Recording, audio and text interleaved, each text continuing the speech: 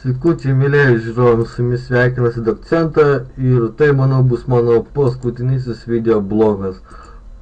Tai, kaip čia pasakys, mane RuneScape trečia versija labai pagerbė. Taigi, grįžtu namo po draugės gimtadienio, norėti savo akantas, prisijungiu jo akantas display, tai tipo, tas aplėt galvoju, what the fuck, kaip čia suprast, blėt. Nueinu į šitą blemba, švetenę, prisijungiu, blėt, flegma, krau.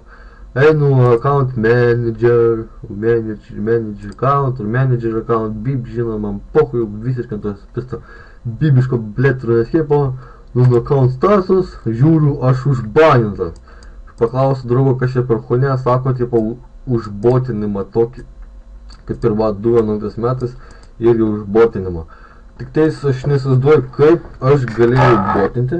Jeigu aš buvau išvažiavęs 3 dienas, mano kompas buvo išimtas, tačiau mano kompas turi savo smegenis, jis pats įjungė save, paleido botą ir botinau.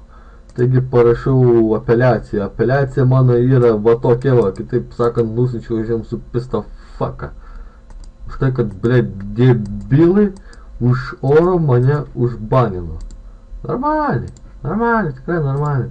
Man įdomu, blėt, kur pas mane, blėt, jo manas botas ir kaip aš, blėt, sugebėjau leisti, jeigu kūro aš net tokio, blėt, neturiu. Aš buvau supistas, blėt, 3 dienas išvažiavęs, 3, blėt, dienas jo manas kūro buvo mano, blėt, koms nahui išjungs kūro. Ačiū, kad žiūrėjote.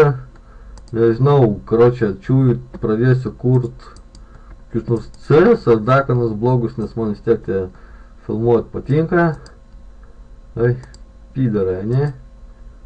Arba kurs naują RuneScape akantą, bet labai abejoju. Taigi noriu atsisveikinti su šituo supistu RuneScape'u, kuris mane iš oro užbanino. Ačiū, kad žiūrėjote. Dėkingas. Atia.